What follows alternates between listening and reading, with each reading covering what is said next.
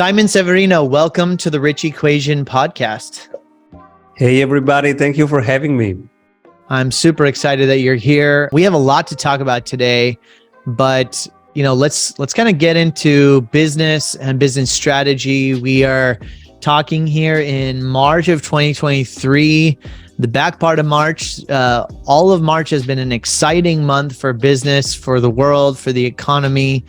I'm sure you're getting a lot of these types of questions. And so let's just get into it.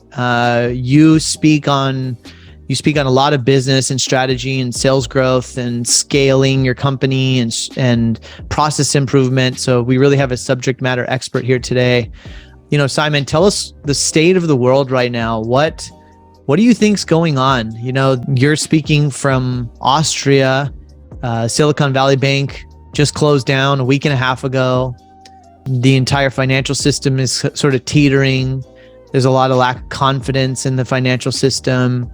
We're intentionally being pushed into a recession. Price pressures, margin pressures, cost increases. It's a fun time to be an entrepreneur. Tell us where we go from here. What's the right mindset to approach all this, and how do we proceed? Well, first of all, if you have a ton of cash, this is an amazing opportunity right now to buy competitors, to buy hard assets, to buy things that will appreciate over time. Right. And so if not, then it's a good time to build businesses that are actually needed. And I am actually, many of our clients have their money in SVB or similar banks that are under distress right now. But actually there is also, if we think of yin and yang, there is a positive in this, that all the companies that will go through the next stagnation, recession, correction of the market, they will be relevant, healthy, resilient, needed companies. Right. So we will get out stronger from here. Not all of us will get out stronger, but the ones that are actually needed will get out stronger.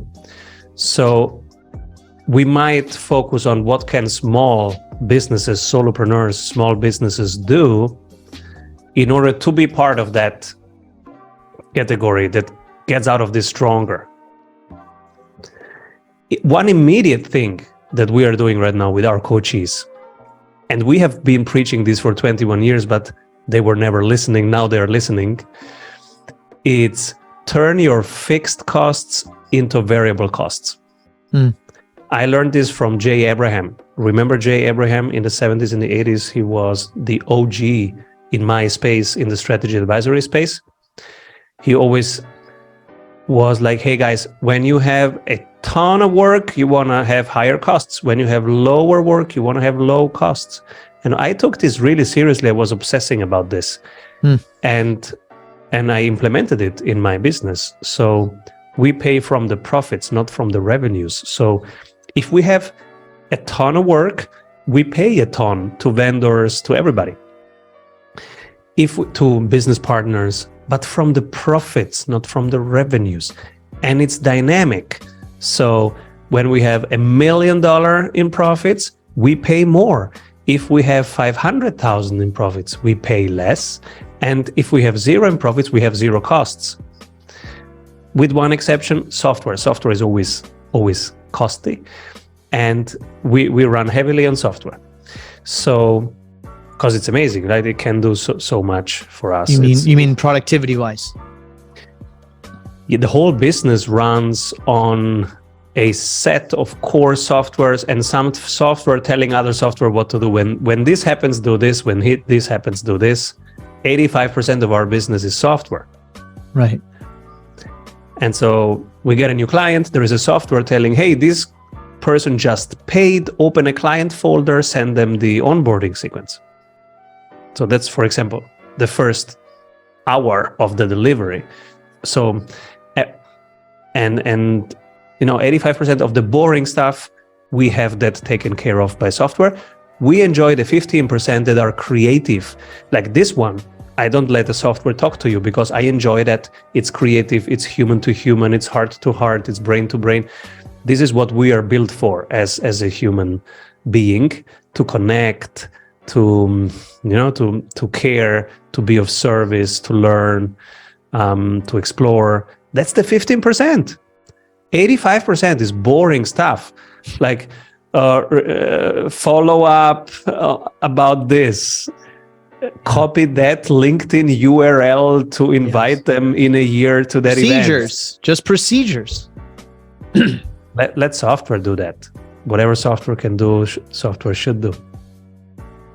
There's a lot of companies out there that are still just antiquated, significantly antiquated. You're in tech, so probably less in your ecosystem, but I call them Neanderthal companies. There's just companies that just grind and do the things that we don't think about every single day, and they're incredibly antiquated. What is your guidance or suggestions to them? I have 3 kids under 7. I was renewing their passports today. So I go to the embassy to renew a passport. Yeah, you need pictures. I was like, all right, let me take a picture. I have my phone. No. You have to go to a shop, take a picture, bring the picture in paper, then we'll scan it, we'll print it, and you'll get a printed passport. I thought I'm in the wrong movie. It's amazing, so isn't it? Yeah. In today's age, we flipped 5 times from digital to material to then scanning in it again, and in the end it was a digital product. So yes, many areas, and you are ripe for entrepreneurial disruption. So we are ready. We have a ton to do, and I'm really excited, because what are the big problems that we have to solve for as a society, right? And who will solve them? So the big problems are bringing food and water everywhere, bringing education to everybody, and not the traditional education, real education, stuff that actually matters, right? That you need. And we have to solve for healthcare on a global scale. We need to scale healthcare. And who will solve that? Technology will solve that. So there is a huge area that is being built as we speak, that we are building as we speak, that will have massive exponential impact and will solve the big problems. So, whatever the current bull markets or bear markets, they come and go. But if you think 15 years, what do we need to solve as a society? Those are the main things, and energy. And so where will the solutions come from? All from technology. Yeah, there's so much. And I think that there is so much to learn about the efficiencies and productivity that technology is providing today. It's like, if you don't have a full-time team of people thinking about this right now, you may already be behind. I mean, ChatGPT came out 3 months ago, and it's so disruptive, and it's just one little thing. It's mind-blowing. And it's now in everything. It's in Notion, it's in Adobe, even Adobe. It's in everything. It's in Bing. If you don't know what Bing is, it's something where you can Google stuff. Yeah, it's everywhere. It's in there. It's in part. It's making many people productive right now, and it really is.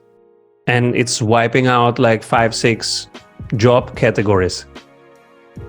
At least, like graphic designers, copywriters.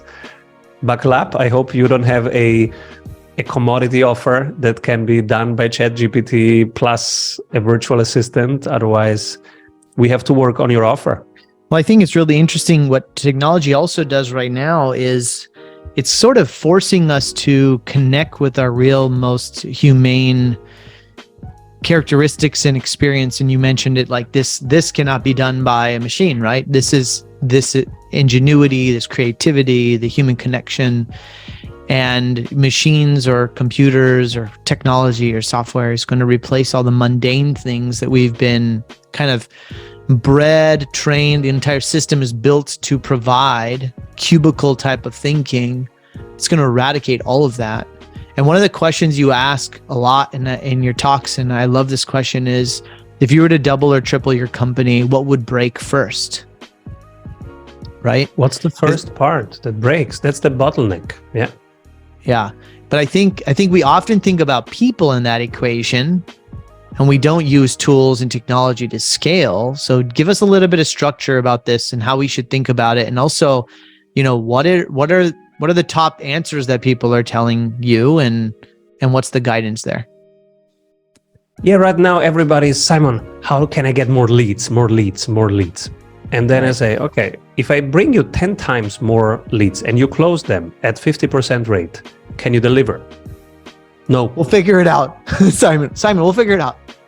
They can't, because mostly it's a manual, non-repeatable process. So we're working mainly with B2B businesses, like consultancies, marketing agencies, design agencies. And first problem, the founder is still in the weeds. So they are still in the work instead of working on the business. They are still in the business. They do still client delivery. Even if they're doing 30K a month, 50K a month, 100K a month, 200K a month, they're still in the delivery. So that's the first bottleneck. It's the first problem, because then you have you are now equating time to value. And whenever you do that, you are the limiting factor, because you just have 24 hours. That's it. True.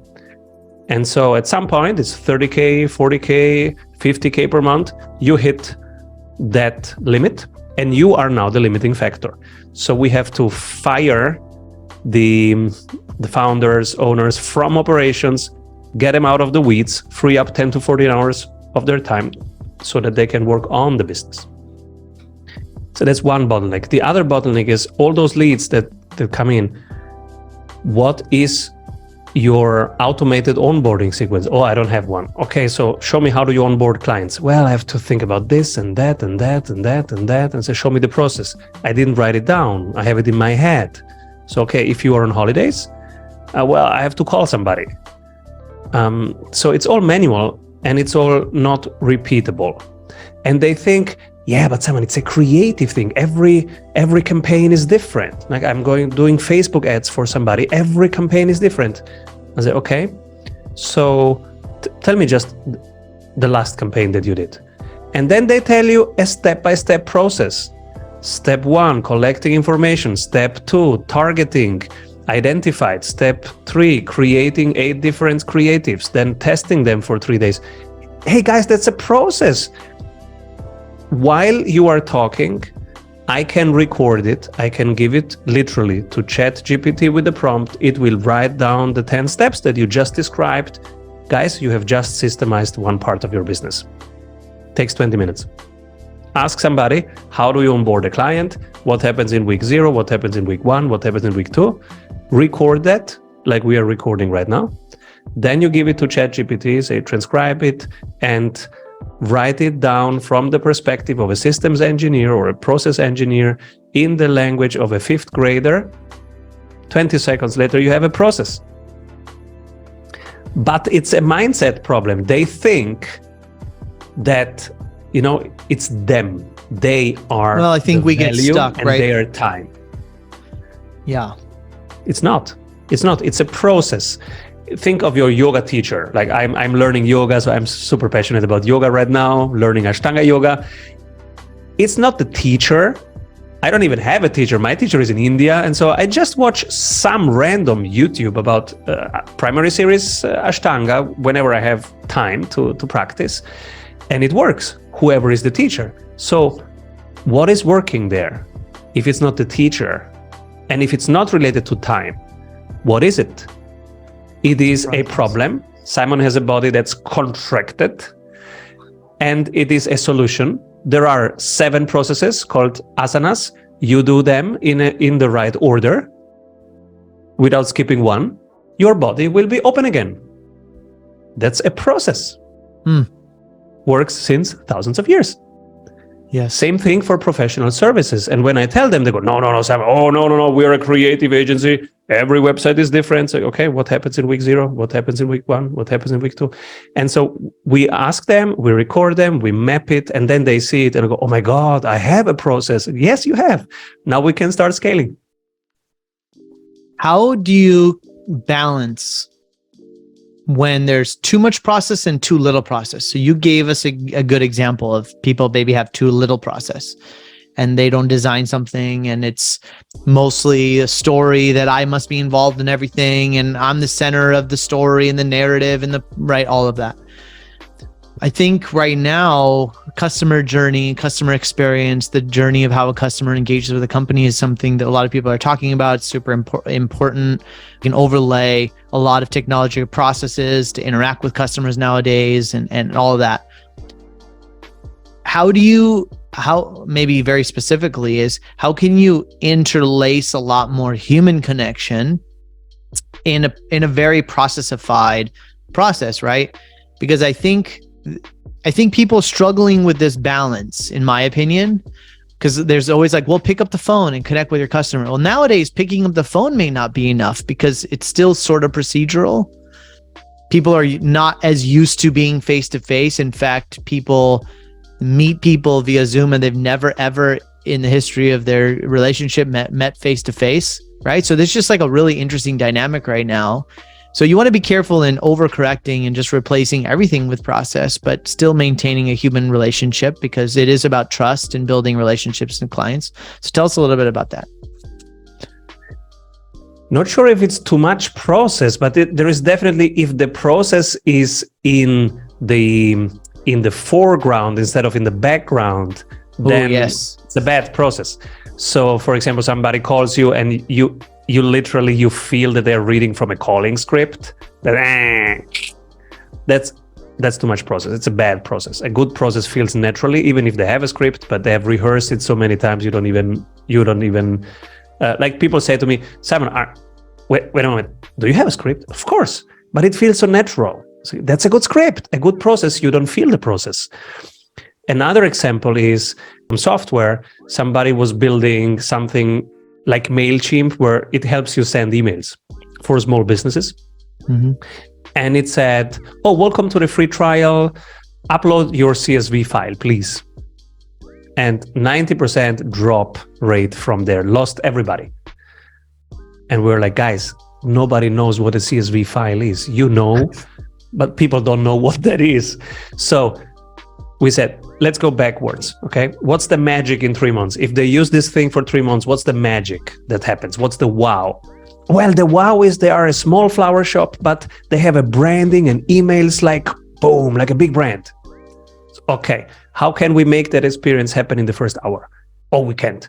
So come on, let's try. Let's go to the whiteboard. We were playing around, and then we said, okay, we'll have 3 templates, 3 blueprints. 1 for the copy, 1 for the images, 1 for the call to action button. And they can test it in the first hour. Like, hello, flower person, here, select your favorite 3 things, dang, dang, dang, from 3 options, and now send it. And then they send it, and there were confetti coming and say, congrats, you've just sent your first email. Look how beautiful it looks. It looks like a big brand. Now, can we help you send it to even more people from your network? We would love to show you what else we can do, but we need to understand who your network is. Would you like to upload some of your contacts? They go, yeah. Okay, that's called the CSV file, upload it. Now it's completely different. It's the same thing, but it's completely different because now it's a human-centric process. It's around the needs and the psychology of humans. And that's why I love sales, because it's all around psychology. It's around understanding how humans think, breathe, and behave. So it's the same thing, but if you ask for a CSV file, you lose them. If you created little magic first and then you ask for a CSV file, they go with you. Yeah, it is all about the human psychology, right? What are people thinking? Why are they thinking that? How can I connect with them? How can I relate with them? How can I make their life easier? It's asking better questions. Totally. And it's tough times. So while these things sound funny, actually, if you don't understand your client and create and design your business delivery, like you would design a room, right? Like you would design your apartment. If you don't do that, in a tough year like this, with price pressure going on, liquidity crunches going on, it's critical. It's critical that you de-risk their buying experience, that you deliver something that they actually need in the order that makes them want to progress with you. So we call it the value ladder. How can you create value in each interaction? In each interaction. It's not about, starting with a small price and then going up in the price. We say the value ladder means how can you create value in each interaction? So in that first hour, they created value and then they asked for the CSV file. When they get the CSV file, they create value again. Then they ask for the next thing. Hey, do you want to add a seat for your team? Then they create value again. Then they ask for the next thing. Do you want to upgrade and use AI? So first you create value, then you expand and go deeper in the commitment with them. That's how we design value ladders for our clients. And say, okay, how can you create value first in the first call, in the cold call? How can you create value? Move it from there to an appointment. In the appointment, how can you create value? Move it from there to a demo. In the demo, how can you create value? Move it from there to week 0, week 1 of paid work. How can you move it from there into the first activation level? Congrats, you have unlocked level 1. How can you take it from there to referring you to 3 other people? Who else needs this? This is how you design a business, a whole value creation series, where each interaction with you creates value, invites to do more, creates value, invites to do more. You do this, you have designed a business that creates value, captures value for you and for your team, and also people will want to stick around. Also, after they have solved the problem that they come for a problem that they want to solve, but they can stick around because you were creating value in each interaction. They want to stick around. They want to stay for the community. If you now say, by the way, we have other clients like you and they hang out in this community. Do you want to be in this paid community with them? They must say, oh yeah, of course. Is there also so much value? Yeah. I love it. I love all of it. I think, value, and I've been really thinking about this word value recently because I think value gets overused. And I was speaking to somebody and he broke it up this way, that there's actually 3 types of value. It's actually exactly what you just said in a more eloquent way. You said it, but he said there's 3 types of values. There's capital value and labor value. And those 2 values are incorporated in your cost of goods sold. But the third value is intellectual value. And that is your gross margin. So it's the difference between price and cost. Your gross margin is your intellectual value. Customers, and the gross margin is the customer's verdict of the intellectual value that you provide. So by focusing on intellectual value, which is the services, the specific intellectual value you're providing and making your customer's life, journey, experience, community better, is what they're willing to pay you. So if you have low gross margins, you're not providing enough value, or perhaps you're in an industry that doesn't appreciate that sort of type of customer value, and therefore you're just providing the same value as everybody else. So super good, super important process to understand what does value really mean when we say we're providing value. Well, you provide a great product, but if everyone else is providing a great product, you're not doing anything different. Yeah, fascinating. So what's next? What are you seeing on the horizon for all the businesses you're working with? What does the next 12 to 24 months look like for entrepreneurs? A roller coaster. So if you have cash, buy your competitors, buy your vendors, buy whatever you can get in the next 12 months. If not, then let's work on your cost and on your revenue system. So costs, I think we've covered, turn them into dynamic costs that grow and scale with your business up and down, up and down. so that you're resilient during this time. Now Give let's us an look at the revenue example. side. Sorry, Simon. Give us an example of what you mean by that when we say turn a fixed cost into a variable cost. Like, are we talking about like change your marketing to an agency who charges you based on revenue, or like what do you mean when you say fixed to variable? Yes, instead of paying for inputs like, hey, I did 8 hours for you, pay me 8 hours, you recontract that to outcomes. You brought 3 clients. Those 3 clients to me are 150,000. We will share the profits from there. What about you get 30% of those profits? And you can do that with your PR agency, with your marketing agency, with people who do cold calling for you, sales agencies, whatever your suppliers, your vendors are. You don't have to pay for inputs. You can pay for outputs, and it actually, it will sort out a ton of your current vendors. Many will not stay with you. You will have to search for better ones, and when you find them, now you have found a business partner, because then it's like a joint venture. Actually, both are on top of things. Both want to generate opportunities and values. They're not just counting the hours. Oh, you pay me 7 hours, I do 7 hours. No, it's the 8 hour, I go home. No. They are as entrepreneurial as you are and as effective and efficient as you are. Because when you're entrepreneurial, you get effective and you get efficient. Otherwise, it's over. Right. So you are awake and creative. And so your relationship will be different with your vendors, and it will be like an ecosystem of entrepreneurs. And I think this is where the world will be. There's a book out there called The Network State. And I think we will go into basically more entrepreneurial, more project-oriented work. All of us will be in multiple projects with multiple people. And let's say you are in 5, 6, 7, 8 projects with other people. And you will get a share of the value that you create. We will have different ways of mapping value. It's not just fiat money.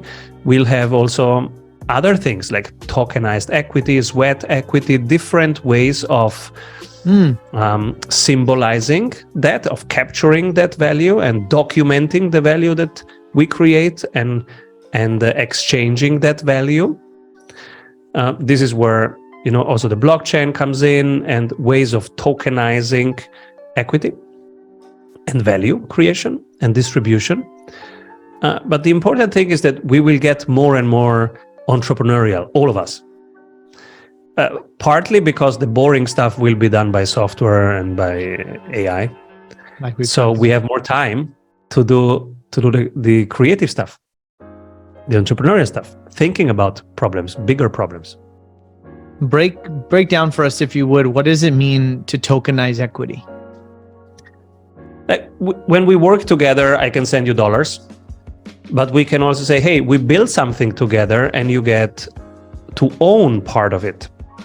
And that can be documented on a ledger. Farmers used to do that. I give you some grain, you give me a pig. I document that on a ledger, a piece of wood, and they would carve in, you gave me 1 pig. On the other side, I would say, I gave you 20 pieces of grain. That ledger is a token for the value that we exchanged. And so that has now more digital ways of being documented. It became databases, right? Excel spreadsheet, etc. And now they are immutable databases that are more mathematical, less corruptible, because a spreadsheet, I can go in there and just add a couple of zeros.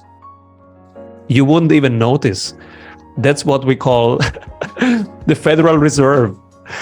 It's not federal, it's not reserve, and it's adding a ton of zeros. So, and nobody knows how many zeros are in there at a given point. It's funny. It's not so funny, but it's kind of funny. It's funny, but it's not so funny. Yeah. We could talk about that for a little bit. Yes. And so that database a more incorruptible one is the blockchain. It's a ledger done in a digital way with some proof of quality. It can be proof of stake or proof of work, but there is a proof, there is an auditing system, and it's a system. So that's why it's not corruptible, because it's a system. And but it's the same as the farmers did 100 years ago. It's just less corruptible, a little bit more reliable, because it's based on mathematics instead of human psychology. Again, we are very psychological, emotional, greedy, anxious, and so that's why we F up stuff. But an algorithm doesn't have any emotions, and if you build a good software, that kind of works. Let's talk about SVB for a minute, because I think I really want to get your perspective on banking, and we talked a little bit about this a minute ago, but from my understanding about SVB, I don't know if SVB would have happened maybe 10 years ago. There's a lot of what happened with SVB based on the relevancy of where we live today, the world we live in today, social media, crowd anxiety of people pushing people to go do things very, very quickly without any rationale, or just crowd following others, right? And blockchain solves a lot of that. I think that the institutionalization of banking is going to be a tough one to eradicate, but tell us about what needs to change in the banking system to provide more stability, because technically SVB can happen again. Technically, somebody else with influence pushes a run on the bank, and done. There's nothing any regulator can do about it, which is why the Federal Reserve and Yellen and everybody are just confused about, well, we don't really know what happened and why. And well, if you can't prevent a $50 billion draw from a bank in one day, you're pretty helpless. So tell us about your thoughts on what's going on. We are learning as a society, we are learning a lot right now. The planet is waking up. We are waking up. Many of us didn't know about macroeconomy. What is this thing? And now we are kind of macro experts, right? We have to be. We didn't know that when you put money in your bank account, we thought we are depositors, right? As a depositor, so I can get it back. Now, some countries knew that that's not the case. Ask any Argentinian or somebody in Lebanon, and they will tell you, oh no, you are not a depositor, buddy. You are not. You are not. Keep it under your mattress, buddy, because you are not a depositor. You are giving an unsecured loan, and you have no idea what happens on the other side. And so you'd better keep it somewhere safe. Now, what is safe? Is gold safe? It's a manipulated market. And nobody knows the exact amount of ounces of gold at any given time. Nobody can tell you right now how much gold is there in circulation. So it's not really a hard asset, and it's a manipulated market. Same with silver, manipulated market. The price is manipulated constantly. Then, so where else? Where is safety? And so the planet is waking up, and facilitated by, it's one click away. And so people jumped from SVB to JP Morgan, but they're just delaying the same problem. JP Morgan is just bigger, but there is no structural difference between SVB and JP Morgan as far as I can see from the outside. Right. It's just only size. And some ratio of terms of risk management is done better by JP Morgan. But it's a gradual difference. It's not an absolute difference. It's an apple that's a bit healthier, but it's still an apple. It's the same category.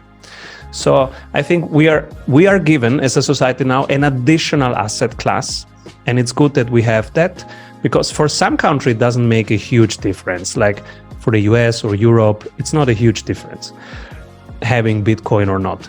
But for many countries who are unbanked or hyperinflationary in their currency, it's a huge difference. Think of female entrepreneurs in some Arabic countries that are not allowed to have payroll because they're not allowed to have a banking account on their own without asking for permission. And so for them, the only way to pay right now, to be an entrepreneur and pay people is Bitcoin. And they are doing it.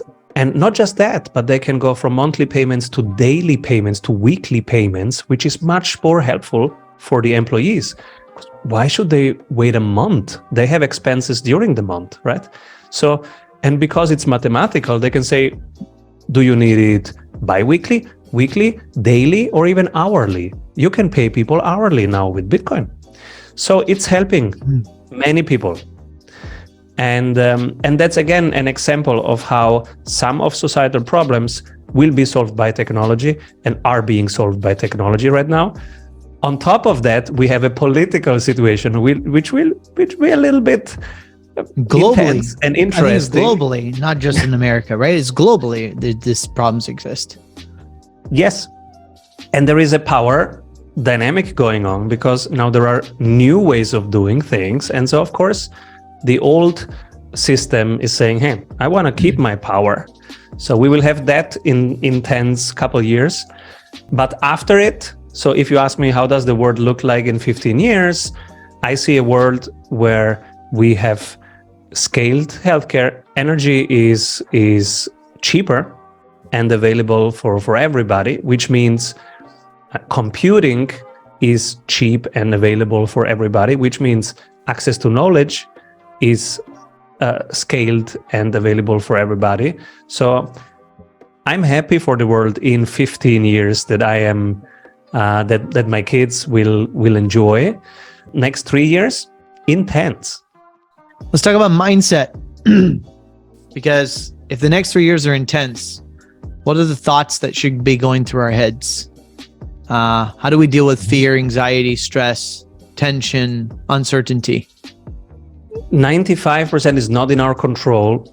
So what I try to do is, okay, well then I don't even try to control it. It's not in my control. So sales is not in my control. What can I control? Right. Yeah, what is it actually that I can control? I can't control personnel coming and going. I cannot control the markets. I cannot control not even revenues. So what is it actually that I can control? And for me, I have 3 habits. And those things are tiny things that I have always in my control. Daily habit, weekly habit, monthly habit. I describe them in the book. The daily habit is, how did I allocate my time today? What will I delegate tomorrow? That's always in my control. Whatever happens today, I can always reflect and look at my day. Okay, I did a podcast. I did the fundamental analysis of that asset. I did this. I did this. What will I delegate tomorrow? Weekly habit. I get 1 marketing number, 1 sales number, 1 operations number reported every week. If I'm a solopreneur, I report it to myself. If I have a team, they report it to our team and we reflect there. So we get a grip on what is our reality, not just our assumptions, our narratives, our feelings, but our reality, the numbers of all the activities that we did, which one do actually work right now for us. So let's do more of that, less of the rest. That's the weekly habit. Whatever happens, that's in my control. That's empowering because I can have tumultuous months, but every week I do my practice. Every day I do my practice, daily flow. Every week I do my practice, sprint dashboard. And that's like yoga. You can have a terrible day. Like my little daughter is getting 2 teeth, so I'm not sleeping much right now. So sometimes I have a terrible day when I wake up in the morning because I have barely slept. So I'm like, but then I do my yoga practice. So, and while I go to the mat, in yoga, they say, just practice, all is coming. So basically, whatever it is around it, right? Just practice, all is coming. So just focus on this right now. The breath, your asana right now. Your body, now. Your mind, here. Whatever you are, like what's the price of Bitcoin? I don't care. Your body is here, your breath is here. Everything else is an illusion. Stay here, stay on your mat, do your practice, all is coming. How has that practice been for you? I love it. I love it. And it's the same. The strategy sprints method is the same, right? Daily, Same. weekly. That's the weekly. And then I have the monthly. So whatever happens outside, oh my God, I have to change the CRM because that doesn't work with that. Focus, weekly habit, and then monthly habit. So what's in my control right now? Because in 3 hours I have dinner. So what's in my control right now? Let's go there. And then my monthly habit, strategic analysis, in which 2 features should we invest more because we are winning against our competitors? In which 2 features are we losing? So we will cut from the left side, reinvest in the right side. We are winning right now. We will be crushing it next month, because in the next month we will reinvest those budgets into that, where we are already winning. Those are my 3 habits: daily habit, weekly habit, monthly habit. If you install those things into any business, it's built for B2B businesses, but actually any business with those 3 things has an operational system. It's like your iOS, your Windows, to run your business. And it's simple. It's the strategy sprints method. People grab the book. It's, I don't know, $10, and you can implement it from the book. So I love it. It's simple, right? It's like yoga. It's very simple. And the whole thing is just do it every day. Tell us about the book. Tell us about where to find it. Tell us about if somebody wants to connect with you, what's the best way to connect? The book is on Amazon. It's called Strategy Sprints. It's being traduced right now in Chinese. So if you just speak Chinese, then just wait a couple more months and you can grab it in Chinese. And we hang out at strategysprints.com. The tools are open source. You can grab many of the tools. I think 30 of the tools of the 274 tools from the Sprint University are available on our website, strategysprints.com. You can grab it there. And if you want to talk about your business and how you can install those systems, or even how my team can install those systems into your business, strategysprints.com. Click, jump on our calendar, we can talk. I love it. Final question, Simon. For you, what does it mean to live a rich life? Great question. And I literally did a couple of weeks ago a scribble on my iPad, and I called it Rich Life. And then I made a mind map. Because I was like, all this Bitcoin that I'm accumulating and all this business stuff, etc. What do I do it for? Right? Okay, for the kids. Okay, that's done. So, but what do I do now? I'm 42. What do I do the next 40 years with it? And I was like, what's really making me happy? What is a rich life for me? What's making me happy? What do I want to spend it this year? And I made this mind map.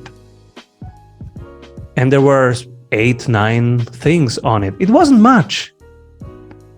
And all together was super, super cheap. It was like, have a lion costume and go out there playing soccer on the street with my boys. Something like that cost like $20. And another thing was, go to that restaurant with my wife, $50. So none of them, some books were there, some things that I want to learn, all of that probably, I don't know, below 1K.